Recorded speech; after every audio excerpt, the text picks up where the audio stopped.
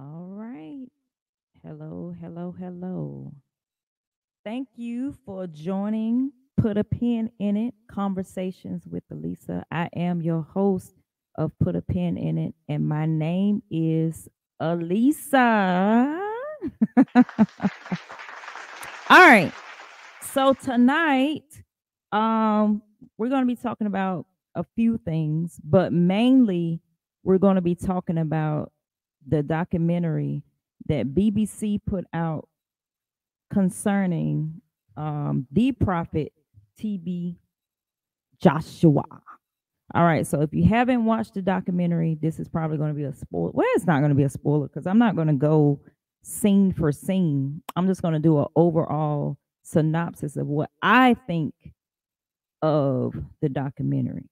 Okay, and what I think moving forward, how can we prevent something like this happening if it happened, because it is alleged. It has not been founded. So but the testimonies and everything that they had in the documentaries were very telling. But before we go on with that, I just want to say hello, everyone that is watching. Please, when you come in, tell me where you're from. Say hello back. I started off a little late today because I'm having a guest tonight, a guest that is married to a Nigerian, and she's going to give us some background on how, the culture is and what could have set up this camp, I want to say, with TB Joshua. All right, so if you have not watched it, after this, hopefully you will go watch it. It was a great watch. It was not long at all. So if you go, and I mean, it's in 3 parts, but every part is filled with a whole lot of information. Good evening, St. Mary's, Georgia. Thank you for joining, Sabrina. All right, like I said, I'm going to have a guest on tonight. Thank you for saying my name like that. Elisa. Elisa. All right, Corey is from Chicago. All right, so I want to give y'all an update about me. If you follow me on social media, you know that over the break, I broke my pinky toe. It is amazing because it is not painful. I'm trying to figure out why, for one, my foot is not swollen. For two, it doesn't hurt. And for three, I can walk. So I'm trying to figure out what the issue is. I'm thinking I'm supposed to get like leave at home, and I have to prop my foot up, all of these, but it's that's not what it's given. So it looks like I'm going to be at work tomorrow. I mean, I do have to walk slower than what I usually do. But that is because I'm giving myself precaution. But I was walking, talking on the phone, and I crunched my toe on the side of my bed. My bed looked at me and was like, "You thought I was going to move?" That bed did not move. And so, good evening, Teresa Bryant. Hello, Nina Johnson. Thank you for joining. That bed did not move. It looked at me like I was crazy. And so, me being me, I was like, I ain't really got to go to the doctor or whatever. But I talked to my aunt and I talked to a friend, and she told me and my aunt told me that I needed to go to the urgent care, and I did, and they told me that it was broken. But I still went and saw Wemby play on yesterday and all of those things. All right, so we're gonna go ahead and get started. Before I Nina says she's ready for the conversation. I'm ready too. I'm waiting on my guest. So while I'm waiting on my guest, I want to talk about what happened over the weekend. Now, it's been a week, y'all. If you watch football, if you have been watching football, the Browns lost to the Texans, Dolphins lost to the Chiefs, the Cowboys lost to the Packers, and the Rams lost to the Lions. So now we have this weekend, the Texans will be playing the Ravens. The Green Bay Packers will be playing San Francisco 49ers. And on Sunday, you got the Buccaneers against the Lions. That's going to be a good game. Kansas City against Buffalo. All right. So it has been set, and we're about to see who's going to be in the Super Bowl. I am really rooting for the Texans. That's who I'm rooting for. Don't ask me why. I like Stroud. I think he's a young quarterback, and I think he really needs his shine this year. He's really been doing well. So I believe that Stroud should be, I think they should go all the way. But we'll see. Even if they don't, it don't matter because my Vikings ain't in it. Nowhere to be found. The Cowboys got stomped. So it is what it is. It is what it is. All right. Next, I did watch Lift. Okay, and I told y'all to put a pin in Lift. I did watch Lift. It was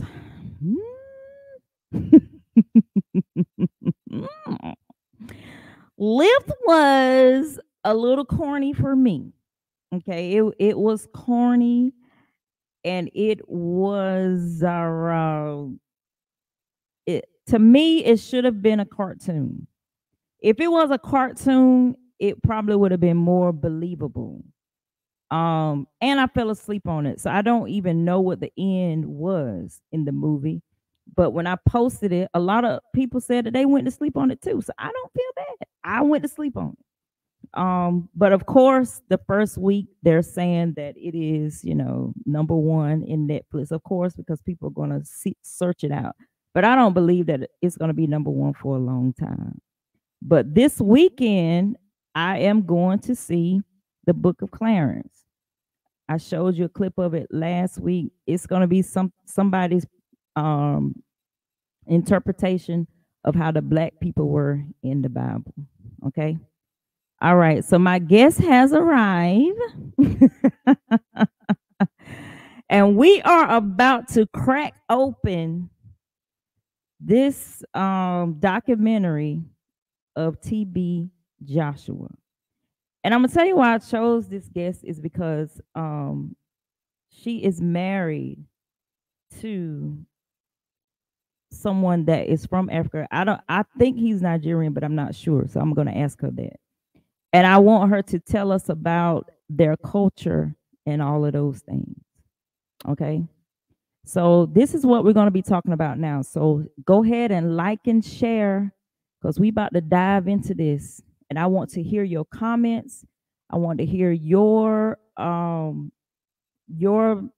feedback on what you thought about this documentary. Okay. So I want y'all to welcome to the stage Melissa. Hey, oh, I like the claps. Hey, everybody. How are you? I am well. So, how do you say your last name? Osunwa. Osunwa, and Yes. you are married to.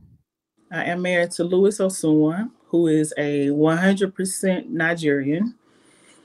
He still talks Nigerian too, even though he lives here in Atlanta. Okay. My husband was born in Nigeria. He's only been in the United States for 4 years. So his whole family lives still in Nigeria. All of my in-laws are in Nigeria. Okay. So I'm the only relative of his in the United States. So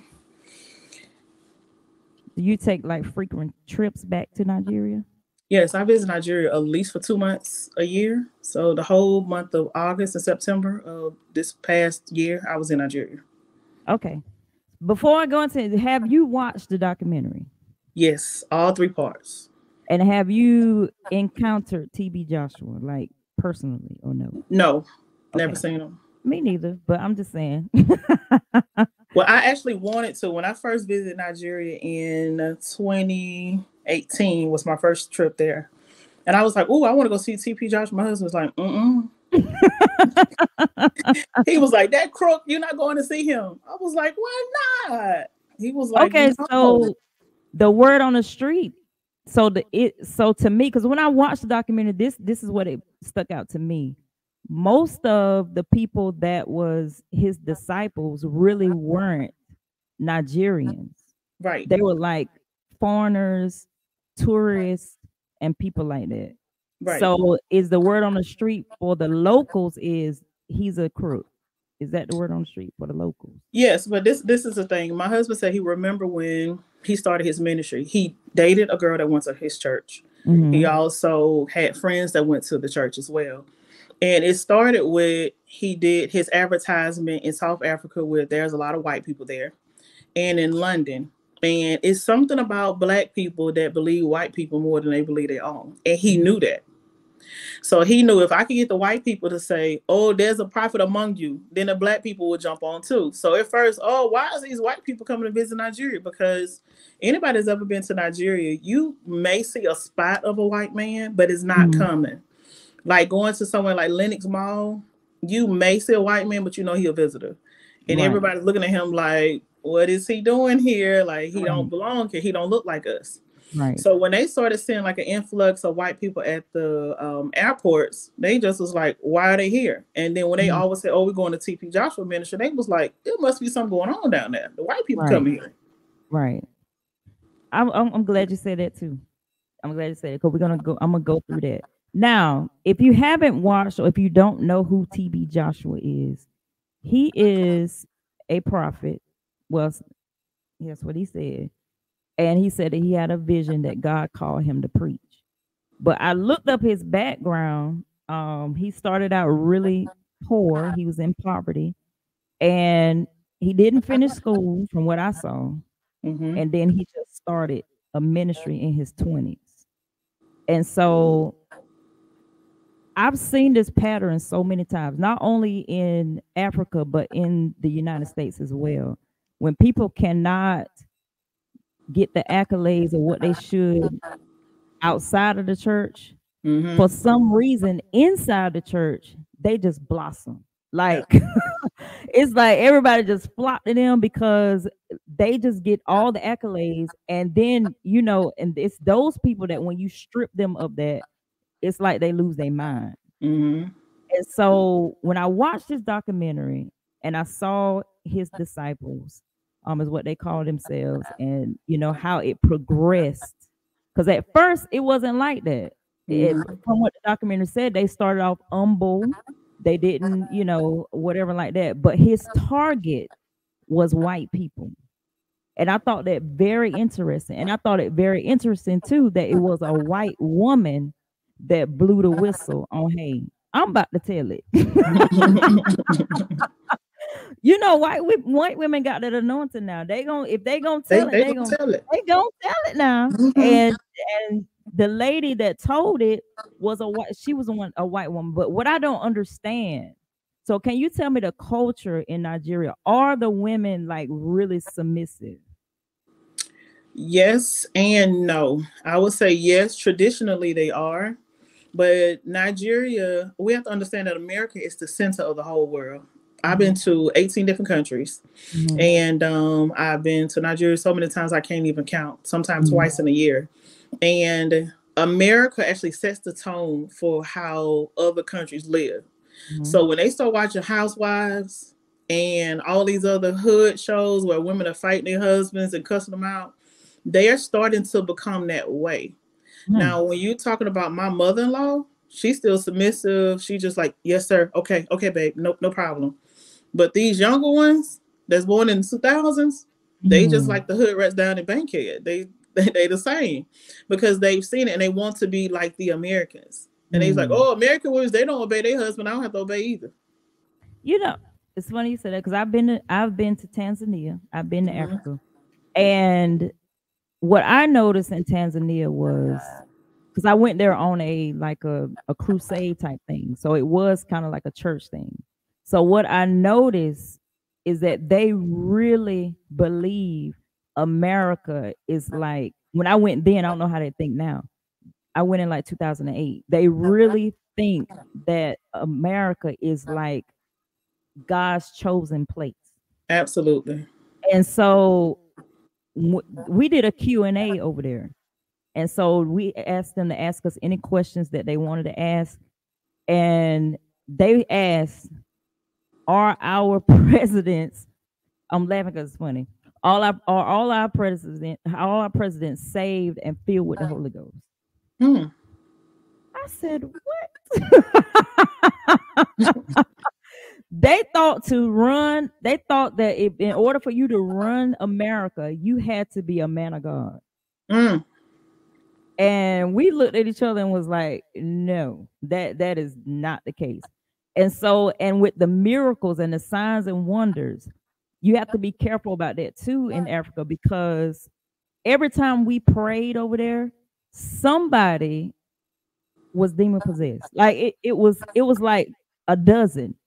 Mm-hmm. Like as in America, it's not as privy. I think it's because in America, our mindset and stuff just intertwines with whatever we got going on. But over there, it just like it it it really stunned me because I'm like, why are these people like falling out, convulsing, and you're not even saying anything? But let me It's say this like to you about that okay, demon possession. When it comes to in the presence of the Lord or in the presence of an actual real man of God or prophet, is actually a good thing. The mhm, reason why we don't see demonic manifestations in America is because our pastors are in agreement with that demon. mm, So in the Bible, when Jesus came to a certain area and the demon said, "Have you came to torment us before the time?" They began to speak out. mhm, So when they're uncomfortable in the presence of somebody that's really in a holy state, that's when they begin to manifest. But you got the pastors in America and maybe just in the land. I can't speak for nowhere else because that's where we live. But they smoking weed yeah, and they always high and they're drunk. And these are not all the pastors because I don't want anybody to say, "Oh, you saying something about my pastor." It's not all of them, but I know of a few pastors that are into the same things that people like P Diddy are into. They have orgy mm, parties. They have this kind of thing. So how will a demon manifest itself when a demon is your friend? true. But I'm just saying that even I was holding the first lady's hand. Even her hand started balling up. I'm like, what is going? But anyway, it's just so when I what I'm getting to is TB Joshua showed them that that's how he drawed a lot of people because he showed that he had power. And I'm quoting quotation because in the documentary they said that a lot of that was staged. Mm-hmm. But we really don't know. And so the reason why I'm having this conversation is because this is what I had a problem with. I had a problem with the people that was around him. I'm not and the reason why I'm not saying the women is because I was thinking about the culture, but then now that I think about it, a lot of those people were not even from his land. That was other from other people. And they just moved there and he had a compound of people that just lived with him, right? Mm-hmm. So, but the men around, you can't tell me that they didn't know what was going on. They Like, did. They did. And and have you then, noticed with the people that came, the Caucasian people that came, he never did miracles for them. mm-mm, They just seen the miracles from other people. right. So because he never did miracles, they seen it with other people. Most of it, I do believe, was staged. But Hmm. when you put power in quotation marks, there's power that can come from different sides. Hmm. There's black magic. There's the darkness of the world that gives power to perform certain things. So um, when we're talking about Lagos, is where his church is located. Mhm. Lagos used to be the capital of Nigeria. It no longer is, but in 1975, they made the capital of Nigeria Abuja. But Mhm. Lagos in itself today has 24 million people. Mm. So Lagos, the tribe that's dominant in Lagos is the Yoruba tribe. My husband was telling me the other day, he said, babe, do you understand that the Yorubas, most of them serve multiple deities? They're polytheistic. Got you. So just like any other people, we like spookiness. We like to see stuff that's kind of mystic and weird. So anything that's like that you don't have to work for and somebody can lay hands and you become a millionaire overnight, of course I'm gonna be attracted to it. Because Mhm. you already came from a tribal meeting in your village where they serving the god of Oshun and Ogun and the god of fire and the god of iron, and you've seen all this spiritual stuff. So when somebody come up and attach Jesus' name to it, and white people's on it too, like, oh, he got something going on. Mhm. And also with the 24 million people that live in Lagos, 37% of them don't have a job. Wow. Out of 30 and the 37% that don't have a job, out of the 24 million, 67% of them are living below the poverty line. So most of them are poor. And when you Mhm. look at the history of cults, even in America, when you go back and look at them, most of them are disenfranchised people. Right. People that don't have money are more likely to be susceptible of cultish behavior and to be drawn to that kind of stuff. Right. So it's easy to say, oh, it's a man out here that's working miracles and he giving people money. I don't have money. The God sent me a miracle. Okay, his name Prophet T.P. Joshua. This is my answer. So you're easy to be convinced into something like that when you don't have something. And this is kind of a sidebar, but it's not. But this is what happens when you got a single woman that you see her into a toxic relationship with a man and he beating her, he cheating, and you like, why she can't leave? Because she don't have no Right. money. She Right. don't have any resources. And it's hard to leave a toxic situation when you feel like this is what I've been praying for. I've been praying for somebody to take care of my kids, pay this light bill, pay this rent. But then you telling me to leave. And even though I do see something that's wrong, which I do believe the people wrong, TP Joshua seen stuff that was wrong. Mhm. But if that's where your provision are coming from and he paying these people like what they call 20,000 naira to do like a fake miracle, okay, that pays Mhm. my rent for the whole month. Why would I say anything? True. That's true. That's true. But again, I'm just saying because this and I'm saying it because I'm looking at the situations that's going on now that is viral now. Mm-hmm. Like the TD Jakes and the Diddy back, what was it, R. Kelly. Okay, when the S hit the fan, that's when people start talking. Now, I mean, I get it, but like Diddy's whoever this guy that's saying all this stuff, I think it's his bodyguard or somebody that's saying all these things about when he was confirming what Cassie was saying. Like, I'm like, why is I just don't understand why isn't it said sooner? But then again, I get it. I ain't talking about the people that's being abused. I'm talking about the people that is just been there. And like you said, they're getting paid. So why And did would I they? Cassie get paid? Cassie got paid. Okay, so like the love of money is the root of all evil, and the lack of money is also the root of evil Cassie as got well. paid. Cassie So got paid. Cassie's situation was all about a check because now she's not even talking about it. She got her few But was it millions. all about a check though? I mean, how can you sell it out if it wasn't all about a check? Why you didn't let us go through the court proceedings? She had evidence. She had text messages. She had, of course, videos and all this other stuff. It wasn't about money. I would have told Denny, I'm not settling. We're going to court. The whole world is going to know. I'm going to expose what you did so you won't be a monster to somebody else. But the whole world did know because she put it out there Not in all of her. it. I mean, enough. It was enough for us to be like, Diddy, golly, man. It was enough. But it was And kind of like bait for him to go ahead and settle with her quickly, which he did within less than 7 days. She got her money, and now, 24 hours. yeah, 24 hours.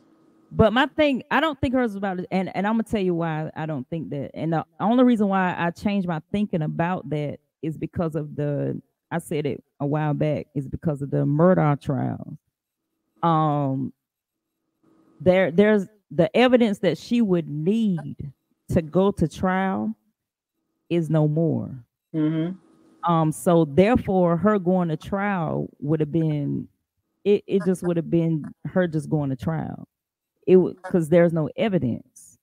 But with her doing a civil suit is different from a criminal suit. Right. So I don't think it would have been settled if she would have did that. And I think her lawyers knew that.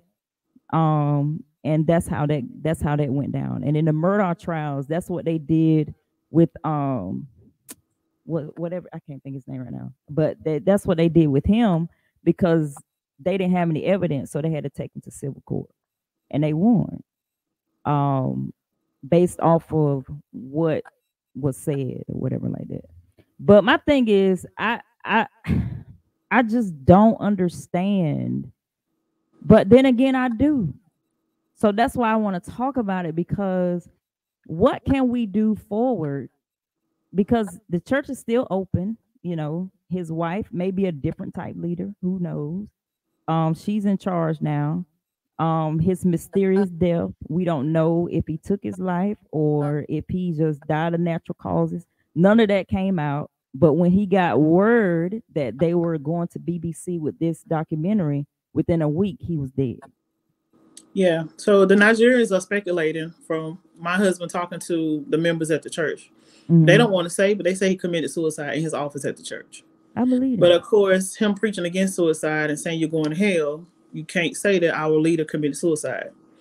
And when he died, he was actually dead like days before they actually announced it. The wife was trying to figure out how they can cover it up and all this other stuff. I remember when he died. And they was just trying to do this whole, they was trying to get the body from the church before the members could see it, because it was actually on the church ground. And with all the people that lived there, they didn't want them to see TP Joshua's body. But they said he actually took some kind of poison and he took his life. But that didn't come out on a documentary. I believe that. Now that I believe, because he was young. He was like 50 some years old either. So I believe that. Dang. Ooh. So the stress of being exposed is crazy. And let's talk about the fact that his wife didn't live with him. I knew that. So all these secret chamber conversations he was having, and all these meetings with these girls telling him bring the Bible to his room, she wasn't around. And he had convinced the members that she was a little crazy. And he told the members also that the Lord wanted him to be in a consecrated place and he couldn't have sex, not even with his wife. And the reason why she couldn't come around is because she was trying to tempt him to have sex. Like, y'all are married, sir. I saw that on the documentary. That was stupid. But they believed it. But and then that's the thing. Now that makes me feel like, okay, what did his wife know, or did she not care? Because she probably didn't care, because she getting money, mm-hmm. and she just didn't care. She just was grateful about the lifestyle. Absolutely. Oh man, you not only do you got money, but you also got a title and you got prestige as your TP Joshua's wife. Right. And when you go to your private jet, that you got people opening doors for you, carrying your bags, that you are meeting presidents. She only was there for like photo ops. When presidents would come in town and their wives, she would go there to greet them.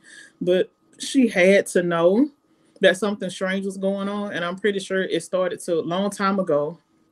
They had started to say that TP Joshua was having sex with the women before the white lady even said it. Some of the other African members had been saying, oh, prophet are raping girls and all this other stuff. But because they thought that there was some kind of miraculous healing going on, people tend to overlook your idiosyncrasies and your proclivities when they feel like you're a miracle worker. Right. That's true. Which I wasn't. Me and you both from the country. I'm from the country in Alabama. You from Carolina. We don't care. No. You can bring my leg. My leg can be short, and you can pray for my leg, and it come out. And you can give me $10,000. If you're a crook, we're gonna say you're a crook. That's exactly. Just how we're raised. Right. So when it comes to African women, their culture, they are trained to overlook certain things in their marriage. They're trained to get beat, and your mama say, "Oh, he just built you a nice house. Please overlook it. Please just pray for him." What? You can your I'm telling you from friends and family members. You have people, husbands giving them STDs, and the family, the little prayer group with your mother-in-law, the aunties will come together. Oh, let's pray you don't leave your husband. He's a good man. So I asked my husband, I said, what quantifies a man as a good man in Nigeria? He pays Mm, bills to take care of his family. I said, that's it? Like, okay, we thank God for coins, but that's it? Like, right. you can literally do anything that you want to do, and I got to stay because you're financially taking care of me. That's crazy. Very. So I'm like you. You're a woman that got her own money. I got my Mm-hmm. own money. Right. I wanted to make sure that before I got married, that I had my own house. I bought my own house. I was very well traveled. There's not too much that my husband could have did for me that I haven't already done for myself. I had already traveled to 10 different countries on vacation Right. alone. Dubai, Paris, and all these other places. I Right. didn't have a car payment. I wasn't in debt. I didn't have bad credit. Because when people feel like they can control you with money, they will. Mm. Yep, they will. Especially African men, when they feel like you don't have another outlet or you don't have another resource, and say, "Oh, I know she can't leave. I done got her pregnant with 3 kids and she don't have a job." Sometimes Right. that be a setup. Like they gonna make sure that you're gonna be pregnant every year to make sure that you don't go anywhere. The devil is a liar. So even with me marrying a Nigerian who's never dated an American, I had to retrain his brain to know what marriage I is in wanted to the ask you context about of this. me. I wanted to ask you. So how, knowing that you are American and country, because Mm-hmm. that's two different types of Americans. Right, real country. American and black and in from the South. Mm-hmm. And how did you meet your, because I know automatically for me, when I hear that accent, I shut down. Mm-hmm. If I hear an African accent, I'm like, no, he ain't the one. That's just me. Yeah. I'm like, he ain't it.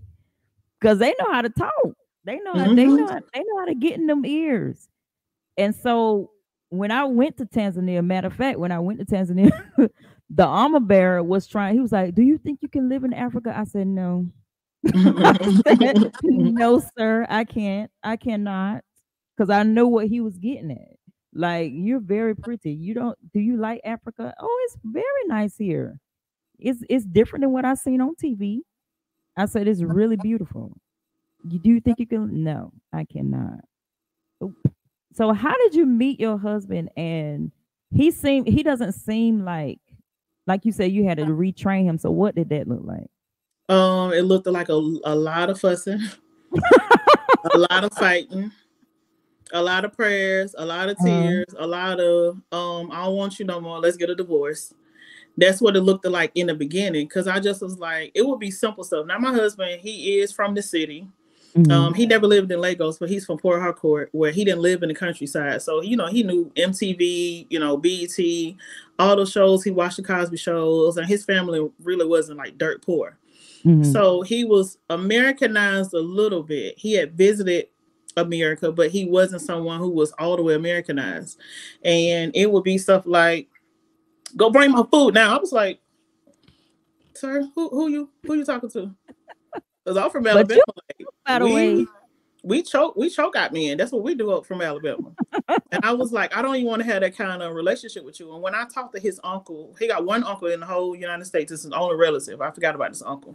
But mhm. he is an uncle that's been here for 20 years. And he told me when I talked to him, he said he don't know that he's doing wrong. He said he feel like that's a part of his masculine alpha male persona to talk to you like that. He feels like this is how he's going to train you. He said, but what I need you to do, he said, Melissa, you have to train him to how you want to be treated. And I told him, I said, listen, I don't mind cooking because I'm a cook. Like I got a catering Yeah. company. I don't mind Mhm. cooking. But it's the way you say it. You can say, babe, I'm hungry. Can you fix me something to eat? Sure, babe. That's no problem. But with all that fussing and hollering and you raising your voice like I'm your child, mm-mm, we're not doing Mm-mm. that. And I had to lay down ground rules like in the beginning before we even got married. I told him I'm not dealing with cheating. Been there, done that. You're not gonna be out the house no 3 o'clock in the morning. We ain't doing that. I'm not dealing with no drunkard. You're not getting high. And I thank God that I actually looked up on a good one, because a lot of them are just not that away. I Mm-hmm. thank God I don't have a man that's sneaky. I thank God he's not a liar. He's just chill. We cohabitate together, we work together. And if he not making money, he at home. But That's I had to literally tell him from like an emotional standpoint how damaging it is for you to talk to me in this kind of way, because he did not know. He just was right. like, well, my dad talked to my mom this way, or or my girlfriends, they don't feel like anything wrong with you. You're just supposed to do what your husband say. I said, yeah. Submission has its limits. Submission and slavery is not the same thing. Right. It's two different things. I said, so what you're used to is an old African model where women are enslaved to men, where they have no opinion, where you can't say this hurt my feelings, where they feel like it's disrespectful for you to say something that's wrong. And I had to train him to say, we are a partnership. This is not you, not Hitler, like you're not a terrorist over me. We're gonna work in partnership together. I do whatever you want me to do, but you have to lay it out in a way that I can actually eat it and digest it. You Right. just can't say anything to me like that. So we on year number 5. We don't even argue at all. That's Uh, good. we didn't got to the point where we're literally coasting. We wake up, we happy to see each other. I can't even remember the last time I've raised my voice in the house. It's been years since I've even had to say anything to him. Wow. So I think it takes some time when you're dating somebody from another culture to get accommodated to their culture, and he had to get accommodated to mine too. With the certain things that we do that they don't do over there. Right. So, like my husband's Catholic as well. I'm Pentecostal. So Wow. explaining to him that we might get out of church 11, 12 o'clock at night, he just like, baby, where have you been, baby? I was like, baby, I was on the floor. I was rolling. I was speaking in tongues. He was like, baby, it is 11:30 at night. Church lasts an hour and a half. I said, y'all do mass and y'all go home and sing 2 songs. No, we done had a prayer line going. We done had prophecy. We done had all this stuff going on. He just was like, oh, okay. So this is y'all. I'm like, yes, we have long services. This is what we do. I'm not doing nothing else. Wow. I'm in church somewhere, slaying in the spirit on the floor. So yeah, Wow. that's what we do. But I will say that TP Joshua documentary actually surprised a lot of people. And my husband just was like, y'all didn't know he was a crook? He was like, oh, all these Americans on my timeline, they keep saying, oh my God, like they're so shocked. I was like, baby, we don't really see stuff like this in America. Like, Mm-mm. we are bold people. In Atlanta, I got pastor friends that literally had members come and bring guns to their church to confront Yeah. them. Yeah. So we are people, we crunk. We're Yep. gonna we're gonna confront a pastor. They will cuss the pastor out. They fight pastors. But they were shooting in Creflo Dollar Church not too long ago, a couple of years ago. Jesus. So like we come from a different kind of people where we are warriors, natural warriors, and it's kind of hard to deceive people who are always looking for somebody to be a crook anyway. We already got our antennas up, and we thinking, that pastor ain't right. Even if he is right, we still thinking, it's something going on with him. I just think I would say that it, like Nina said, she said it didn't surprise her. I always knew he wasn't real. Now the only reason why I gotta say this, because my dad, I talk about this a lot. If you read my book, you know that my dad was a faith healer. Mm-hmm. So sometimes when I see healing take place, um, I know that it can be done because I've seen it done the right way. Um, but when I seen TB Joshua, I think I saw him when he first came out, and it was on that channel. I think that Emmanuel TV or whatever on YouTube. I saw it. I glanced at it, but I never looked at it again. So he didn't really catch my attention. Like the Benny Hinn, I knew that he wasn't like, I was like, mm-mm. But because of who he was, I mean, he was Jewish, and so people was flocking to him because he was a new thing. But TB Joshua, he had all these people and all of it was different. But then I thought about this testimony that this pastor said at Tanzania, how witchcraft is heavy over there. And so he said he was doing a testimony. He said I was talking to this witch doctor, and he turned into a bird. And then all of us, Americans, we was like, oh, okay, ha ha ha ha. He was like, Mhm. no, no, literally, he turned into a bird, and Right. he was flying over, So you that was hard know, for you to believe, right? right. But Mhm. it happens over there. Their, Mhm. their power over there is magnified way more because they're more subject to whatever it is you have to be subject to. And so when I saw TB Joshua, I was like, I think he's working black man, like like magic or something, because it is very heavy over there, where they turn into animals, they Mhm. turn into objects. Mhm. So what we do over here in America, we limit ourselves because our mind is just over there. It's whatever, and so I was surprised that people over there were being deceived. Well, your husband confirmed that they're not deceived because they know about that. But the white people, of course, they're going to be deceived because they don't see stuff like that. Well, my husband said they knew about it, but it was of thousands of people who were deceived that were Nigerians, mainly people that was poor, that Mm-hmm. wanted a savior. We've always been. Larry asked on his when he posted about it, said, "Why are people so easily deceived over there?" And I posted and I said, "People have always, from the beginning of time, looked for a savior." And do you think they were like picking? They wanted him to pick them to be a disciple so that they could be Absolutely. taken care of. Yeah, and they knew that maybe spiritual power come along with being picked with him.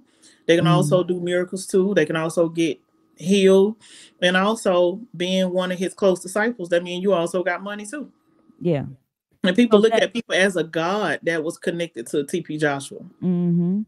Because that's another thing that too. If you're connected to him, they think you have the same power as he does. So Absolutely. And therefore, you'll get you got that same. clout. People like clout. Yeah. Yeah. Okay. I get it now. I get it now. That's probably why they would put up with all the stuff that they put up with. Because other than that, mm, I don't even know. But you remember And with the one man that was narrating the story, the older Nigerian guy, he was like, I was on his ministry for 14 years. I did not know it was wrong. And I'm sitting up here like, he, sir, yeah.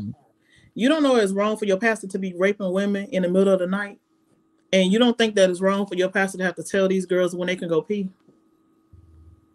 I didn't see that part. I They know said I that was they would have I to was ask him when they had to go sleep, when they said, oh, Prophet John, because he wanted to know where they were in the compound at all right. times. And if they had to urinate, they would ask him, can I go to the bathroom? He would say, oh, you need to hold it for 2 hours. So Mm. how did you not think that it was wrong? And maybe I said maybe he's saying that because now since BBC have done their research and their investigation, they're coming down on people that was associated with him.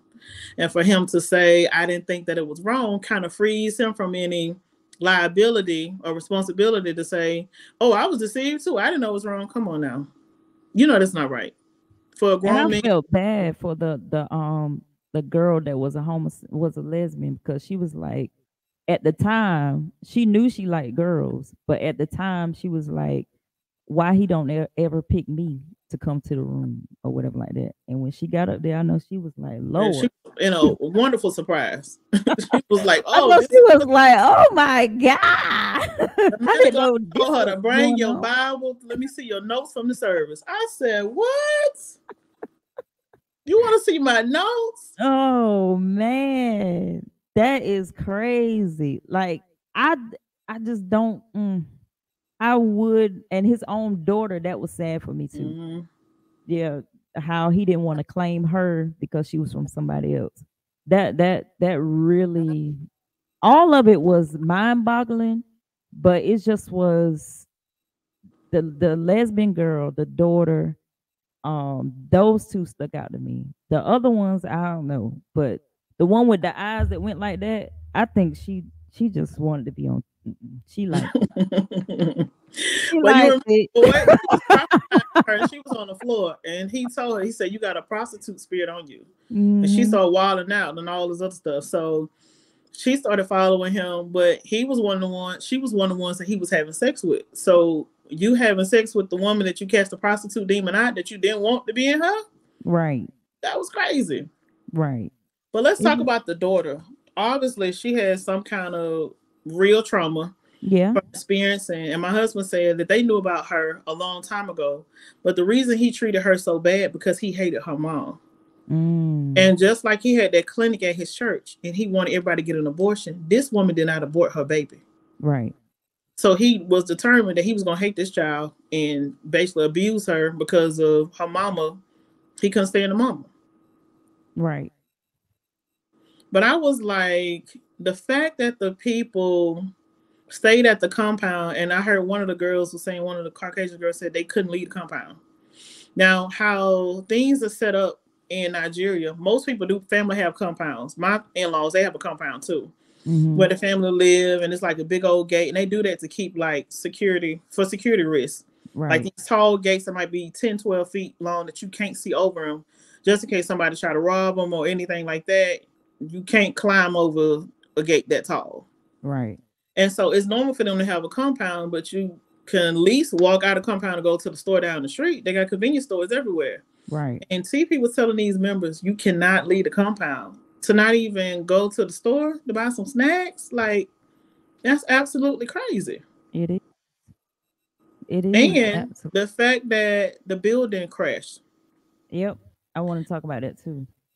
the building So crashed, and he didn't care at all. I thought that was really sad. Like you bring tourists over, you know the hotel is not up to code, and you house all of these people in the hotel and it collapsed. And you got Right. all of these bodies in this building. And you making it seem like a airplane a airplane flew into the hotel, and that's not what happened. It just collapsed.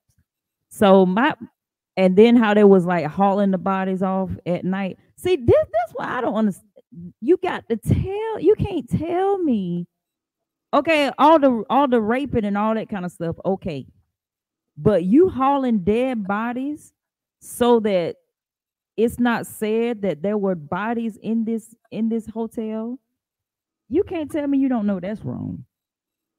Yeah, they knew that it was wrong, but they believed in the prophet so much and other miracles that they thought that they seen, so they just did anything. They was under like a spell. But I'm just like, some people, the spell wasn't lifted till he died. And there are some pastors in America, they may not go that far because it's we got so many laws that protect people in America from going that far.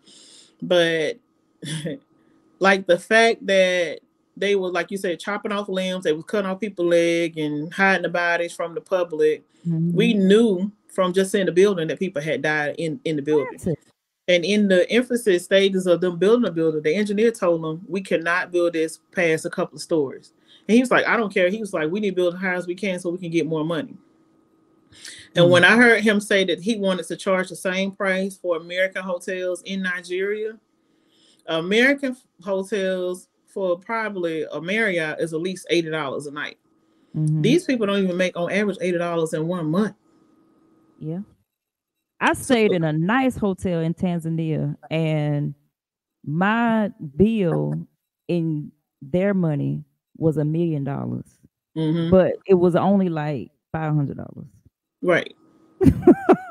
Yeah, and in Nigeria, I stayed at a Marriott resort on the beach, very nice, like a 5-star hotel. My rate every night was like 35 USD. Yeah, I stayed there for a week. It was only like $500. You cannot stay in America for a week for no 500. That's like a day, 2 days. Mm-hmm. So actually, no, it was supposed to be in 2 weeks, but we left early because there was a rat in our room, so we left. But back to the scripture that says the love of money is the root to all evil. That It hotel is. was about money. Him Yes. doing the people money, greed, and power has been the downfall of most people in ministry. When you think about the sins that most of these pastors commit, you having sex with all women, that ain't nothing but greed. You just can't Right. have one. Money, Right. greed, and power, and people love it. and people flock to it. And we've always been a people, we'd like to be abused. For some reason, we feel like somebody's oppressing us, that this is what love is. Mm-hmm. And with him chopping them in their throat during service and kicking them in their stomach and all this other stuff, they feel like, oh, that's chastisement from daddy. Right. Crazy. Right. He made them believe that if he chastised them, that was like something that they should be appreciative because Right. he's chastising them. Like he's God. And if God chastises you, he loves you. Oh, but listen, and what really boggled me too was they said while he was having sex with these people, he will be listening to American preachers. Mm-hmm. So again, which I think is really weird, but but then it's not. Over here, I keep hearing you compare it to over here and there. Over here is not as outward, but it's still going on. Yeah. Like, I hate to talk about Nita, but Nita asking people to give 14.99 for a prayer conference. Um, the scandal that's going on with TD Jakes and all it.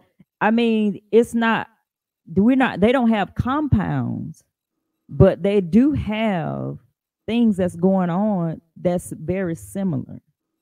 And you have these people that don't know what to do because this is TD Jakes, this is Juanita Bynum, this is so they're in a hard place because they don't want to out them because of who they are.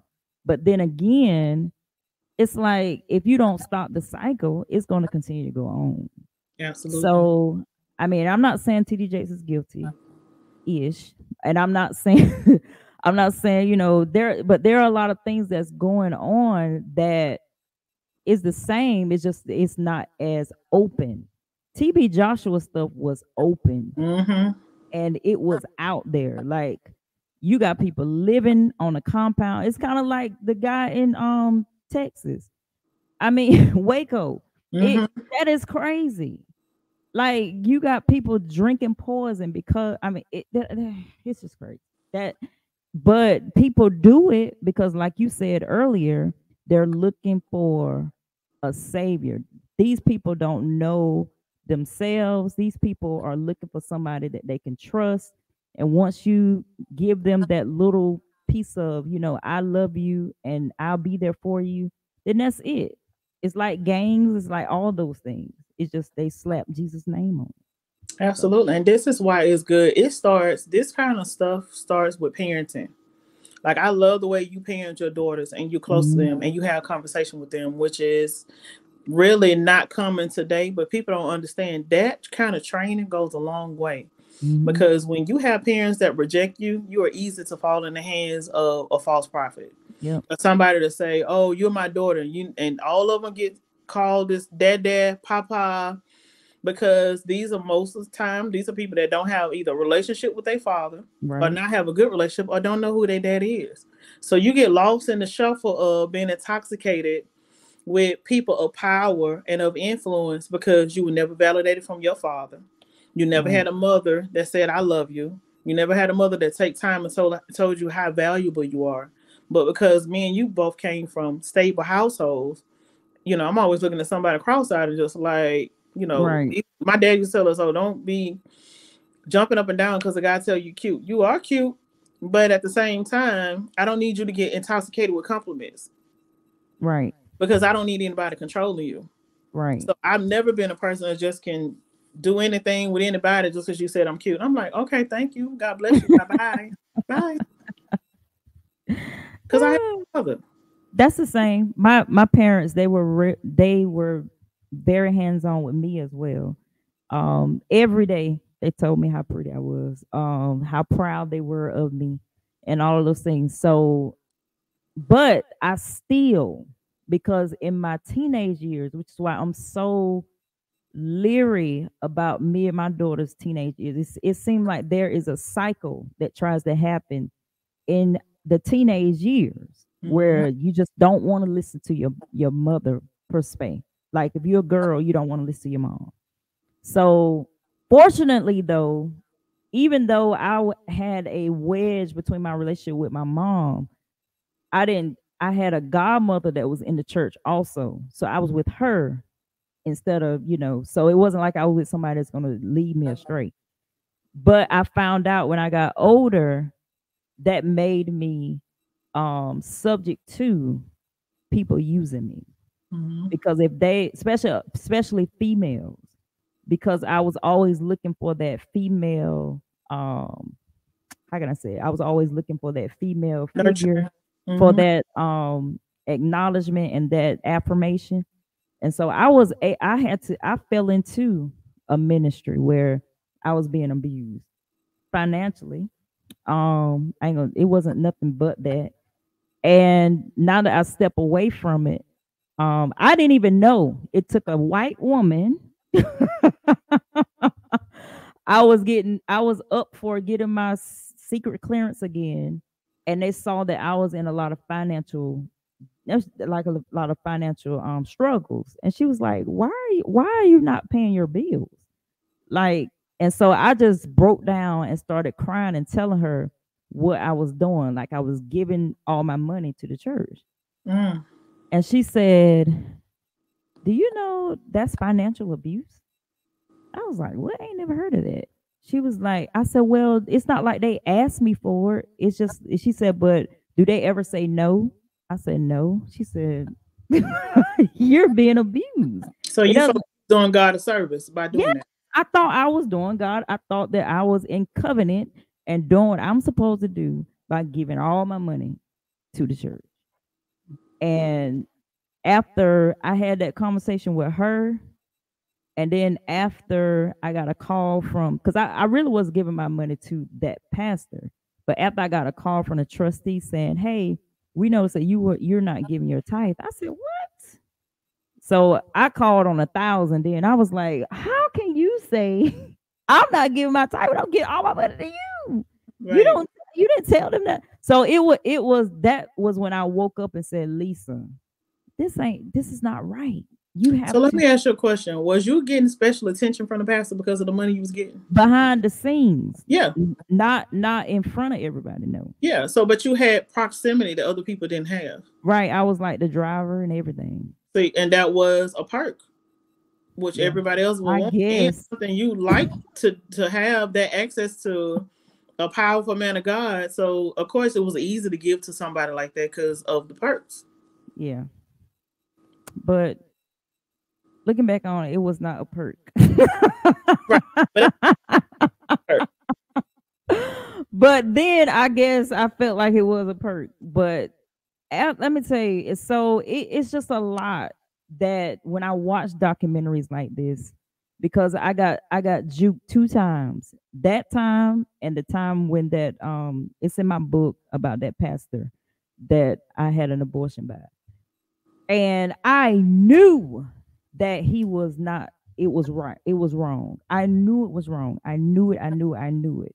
But because I was broken, I think my daddy had died, and so it was just a lot going on. And that was crazy. That was only 3 weeks, and it felt like a year. It felt There you like go. Answer the years. question. Being Huh? being broke and being broken is the perfect candidate for abuse. Yep. Yep. Broke and So broken. that's why I watch those documentaries, because I can kind of relate, but then again, that's why I left the ministry I was at, because I was with that person while I was at that ministry, and it's like they didn't even know. And I said, "You don't notice anything different about me? What you mean?" So as long as I was doing what I needed to do, it was no type of insight, no type of, I see, like when I was growing up, the old mothers get to stirred up and say, "I see Mhm. sin, I see." It was none of that. And I was like, I cannot be under somebody that can't see. This is not working for me. And so that's why I say, when in these situations, why nobody just blow the whistle? be a whistleblower. In the church, there is never a whistleblower. But you know, It with TP Joshua, there always was. it But was because he was so powerful, they would just quiet it down and say, "Oh, that's the devil. They just left the ministry. Oh, it's a demonic got you. spirit on them. Oh, they lying on the man of God. They just don't want to see us prosper over here because they know that we got miracles happening over here." Hmm. So my husband said he would literally have arguments and like theological arguments against the members at school, like at college that he went to, and was like, "Y'all pastor crazy. Y'all been abused. Like, why y'all over there? No, that's our prophet. We love him. We love him." My husband's like, y'all are weird and y'all need to come from over there. But because they mind was so, he was like, "Then y'all just hear about the lady that just left and said she's pregnant by TP Joshua? No, she's a liar. Prophet says she's crazy. She has a demonic spirit on her." And they believed it. So there's always somebody who told, but I don't think it really got as big until people tell after somebody died. The same thing happened with the pastor I was sitting under. When he died, everybody want to tell what happened. And Right. I'm just like, not everybody feels safe to tell it because they know that whatever power he had over them, that if he's working black magic against them, it won't work no more. Right. He dead. Now that's you know what? I ain't think about that now. Cause that is a thing. If they did really come up against TB Joshua, they would have to they would it would have been war They were spiritually. then walking on the back of their necks and honking like African. You know, them Africans It don't would play. have been war, like for real. Now I might would have not said nothing to it till he died too. And you And wouldn't have been warned just with TP Joshua. You would have been warned with his grandmothers, the other spiritual people in his village, his members that know how to do spiritual work, with all yeah, the nah, different you know what? gods that the Yorubas be serving. You would have been warned with all of them. You would have been I halfway understand. crazy by the time they got finished working. I Work. understand now. I totally understand now. I wouldn't have said nothing either until he was. I would have made sure. Is he really down there? Right. Before I say anything. Cause honey, well, what if he's still alive, honey? That would be crazy. He did, honey, because he would have been trying to get his point. He like that money too much. He is dead. He would have said he risen. He is not gonna let his wife run his church when that could be all his money. Oh gosh, she looked dry too. Mm. I haven't even watched her, I but need to they go still see got what she thousands of looked. members. Huh? They still got thousands of members to I this day. know. It's Like because of cars his down the name. street, like people taking public transportation and the bus dropping you off at the end of the street and they walking 20 minutes to get to the church to this day. Mm. And dirt kicking all on their feet. By the time you get to the front doors of the church, you got red clay dirt all over your feet. They don't care. And it's on a Wow. paved road or whatever. It's like in the center of like the ghetto and on the main land in Legos. But I'm just like, y'all love the ministry this much? Mm-mm. I mean, I guess they saying that's the only ministry they got now. They got hundreds of churches. I Churches was just like about to say they churches all over Nigeria. they got churches like we got liquor stores in the hood in Nigeria on every corner. I And know they're they got major churches. They got churches with 10 to 15,000 members on a regular, like multiple ones in one city. wow. That's some I ain't gonna say that's crazy, but that's amazing. But like I said, I hate that, he's not here to defend himself, even though he probably would not have. But I'm glad that the people were able to get their testimonies out, their experiences out. I'm not one to be biased when it comes to, but it just the way that everything was set up, just like Cassie's testimony, there got to be some truth in it. Mm-hmm. I'm not saying that it's all, sometimes when we retell stories, we kind of do elaborate, and we leave stuff out that make us look bad. That woman with the eyes like that, I think she left some stuff Why you out keep going like that? because one of them was this way and one of them was that way. Because that's how her eyes look. So I believe she left some stuff out. I believe that the man left some stuff out. There are things that, I truly believe the daughter and I truly believe the lesbian girl because, what did they gain out of that? Because Mm-hmm. she didn't even really like men. So I mean, and she said he masturbated on her, so that means he didn't even really. And so she was like, I know she was terrified. I can't even imagine. But my thing is, I I'm glad they got this story out. I am. I am. Um, and it shed a light, just like Cassie's thing shed a light to let us see. I really wasn't a fan of Diddy, but to see all the stuff that they saying that he did, and to see how everybody's like pulling away from him, and nobody came out to defend him, not one person, not even Young Miami. He another R. Kelly. From what they're trying to paint him to be, allegedly, he's another R. Kelly. He is. And one thing about it, I don't believe in victim shaming or telling Yeah, people they can't tell their story. right, Even if it may not be what we know to be true, I believe right. there's freedom in telling your side. Now, I thank God I've never been molested or raped or taken Mhm. advantage of when it comes to ministry like that. But even if it's somebody I know, even if it's my pastor, if it happened to you, tell your side. And Right, I'm always an unbiased party. I'm never one of those people like, oh, you're a lie. That's my man of God. He healed us. right, No, tell your story, and we gonna let the chips fall where they fall. right. I Man, believe that. I don't want somebody to kill themselves, because when you victim shame a victim, or you telling somebody that didn't happen to them and it actually did, you actually put them in another level of hurt. You Right, traumatize them all over again. How dare you say just because this is your dad that this didn't happen? You just don't know that side of them. right. And we got to get to the point in the black community and black America, black church, Pentecostal, whatever, Baptist, Methodist, non-denominational, that no matter how we view somebody to be some kind of holy God or deity, or no matter how much we feel like your pastor got power, that they have a side of them that you don't know. You don't know everything Exactly. about him. Exactly. Everybody got a side of them. When you go to work, you got Elisa at work. Right. You got the mama side, you got the church side, there's a friendship side. There's things about us that our parents would never know, and probably be shocked that they found out that we actually could do that kind of stuff. I mean, it's a common thing for Right. people to have different sides. So even with your leader, you got to know there's a side of him that you don't know. Yep. There's something that first lady not telling. There's a Right. reason why she not clapping on Sunday morning. Exactly. Exactly. And I always think about, I'm gonna write a book about it, first ladies. But I always think about the wives when this happened, because the wives are the ones that really suffer. Yeah, Like, they're the ones that give all they have to make sure that their husband is seen in the light that they're seen in. absolutely. So They the real heroes. yeah, Yeah.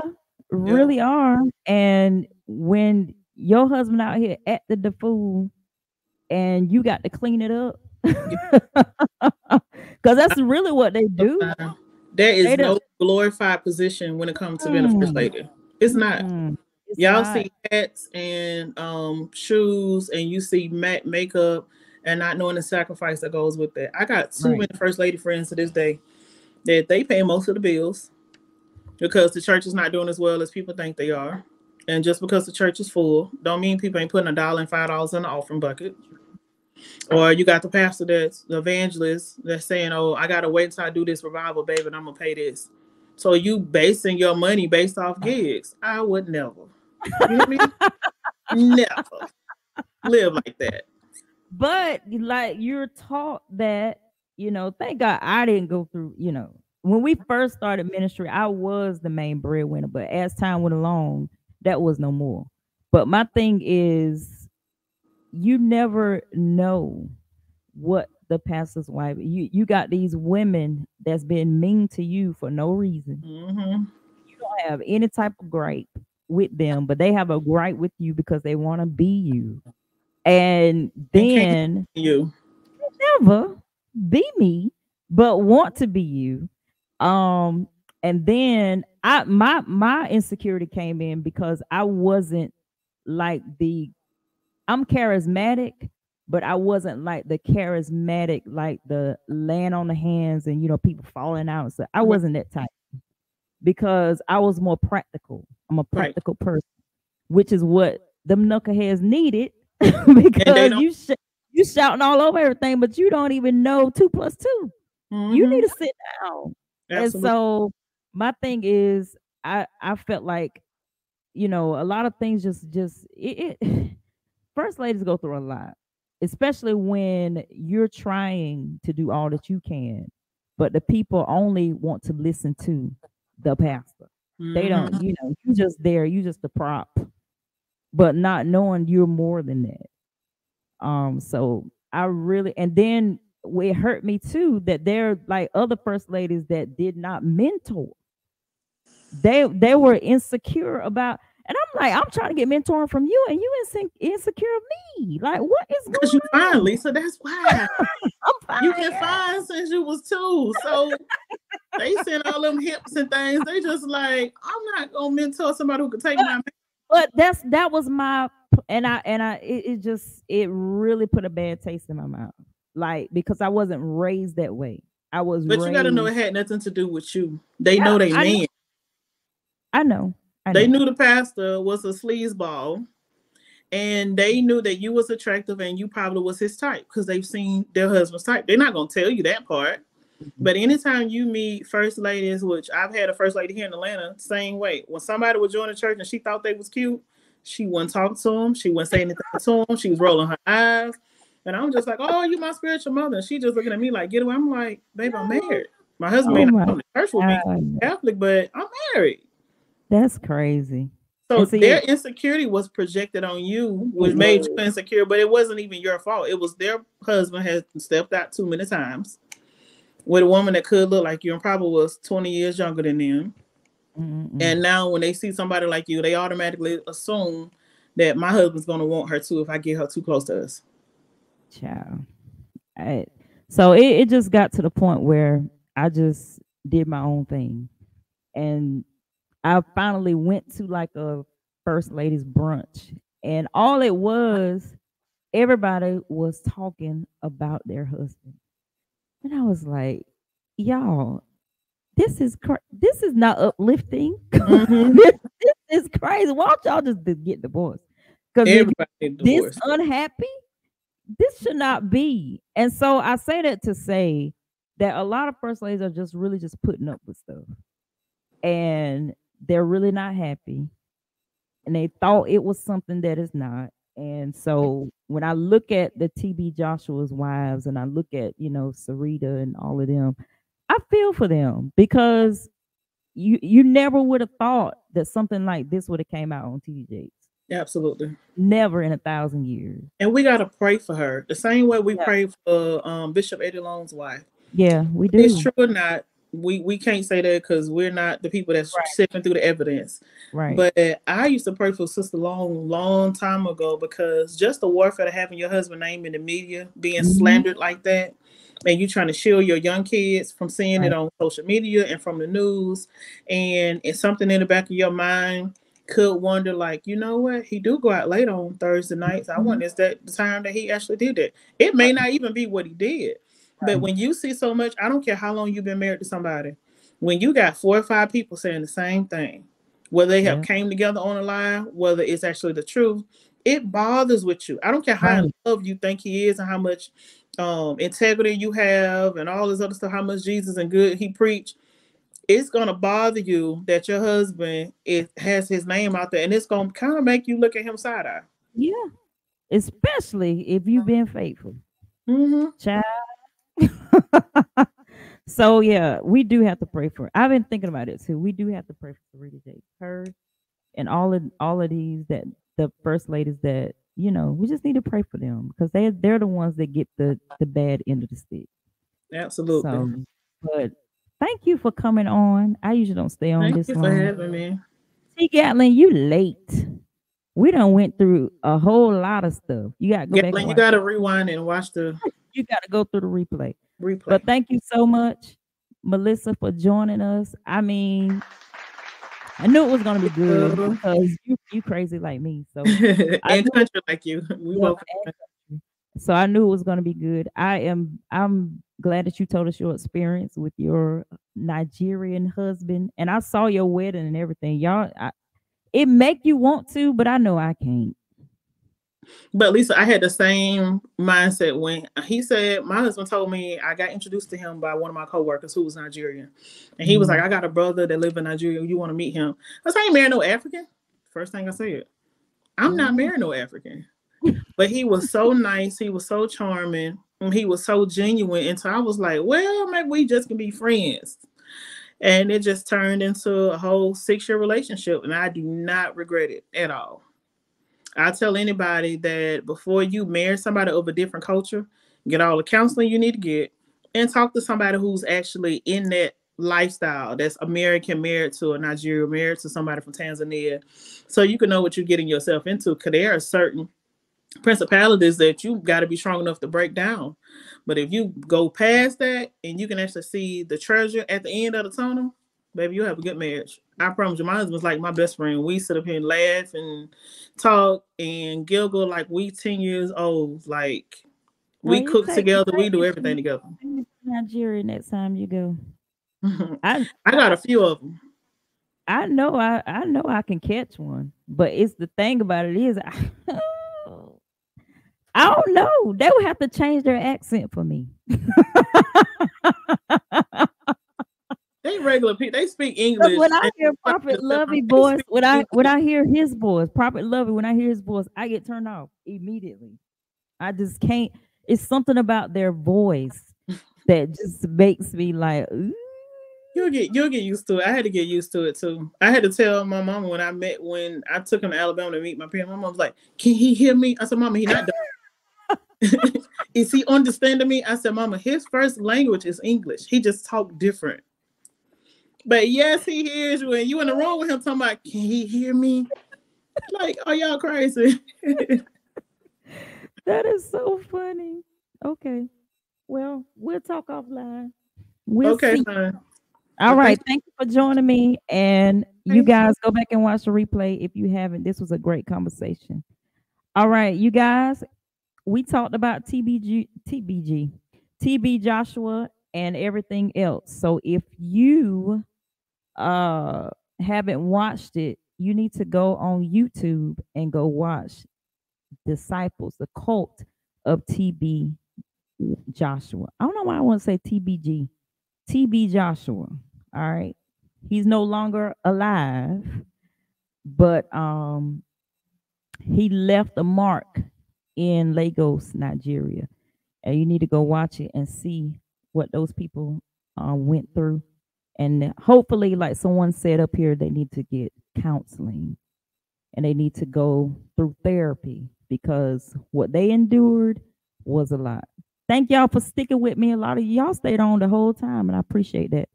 I'll see y'all next week. We're going to be talking about some mess next week. All right. It's going to be worth your while. See y'all. Have a good night.